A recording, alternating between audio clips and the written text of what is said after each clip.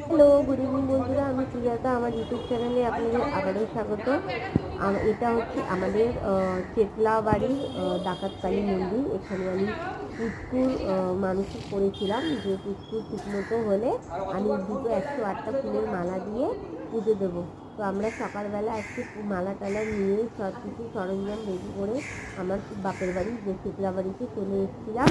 তো চেতলাবাড়িতে এসে ঠাকুরমশাই আসতে অনেক দেরি হয়েছিল, ঠিক আছে। তো আসার পর আমার দুটো মা বলেছিলাম তোমার বেঁধে দিতে, নিয়ে গোল করে দিতে। এটা আমার হাজবেন্ড, ও একদিক দিয়ে উঠেছে ঠাকুরের হাতে মালা দিয়ে, আর একদিক থেকে ঠাকুরকে মালা দিয়েছে। অনেক কষ্ট, হাত কাটছিল না। দেওয়ার পর তারপরে ঠাকুরের হাতে মালাটা দিতে গেলে দেখুন আপনারা কতটা উঁচু। এটা আমাদের 16 ফুট। ঠিক আছে, অমনি ছোড়ো না, চলে যাবে। আস্তে করে দাও,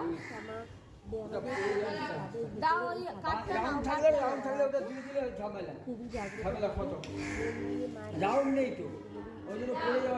হ্যাঁ, এই তো বাহ।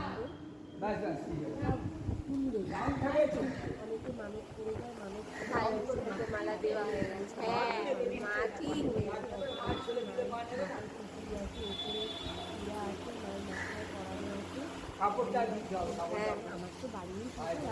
বার করে দাও শাড়িটা।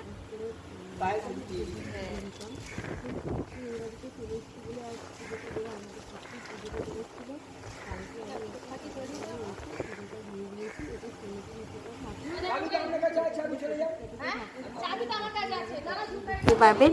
আর শুধু জাগ্রত মা, এখানে সবসময় দুবেলায় পুজো হয়। আমার মা দুবেলায় এসে এই মন্দিরে সুন্দরভাবে আরতি দেয়। দেখুন, আমাদের পুজো করানো হয়ে যাওয়ার পর আমি আমার হাজবেন্ড দুজনেই কালকে উপোস করেছিলাম, দিয়ে পুজোতে দিয়েছি। একটু ঠাকুরঘর আমার কাছে আমার মা প্রদীপ ধূপকাঠি প্রদীপ ধরিয়ে ধূপকাঠি ধরিয়ে দিচ্ছিল, আর আমি পাশে বাবুকে ধরেছিলাম। দেখুন, এখানে অনেক ঠাকুর আছে, গোপাল আছে, বাবা লোকনাথ আছে। আপনারা দেখতেই বুঝতে পারবেন এটা কতটা উঁচু ঠাকুর, কতটা বড়।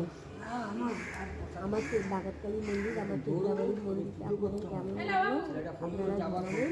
আর আমার ভিডিওকে আপনারা অনেক আশীর্বাদ করবেন। আমার ভিডিও কেমন লাগে সেটাও আপনারা জানাবেন। আর আপনাদের যদি কোনো মনোকামনা থাকে আপনি মাকে জানাবেন, মা সবার মঙ্গল করবেন। আমি আছি টাটা, শুভ সন্ধ্যা বন্ধুরা।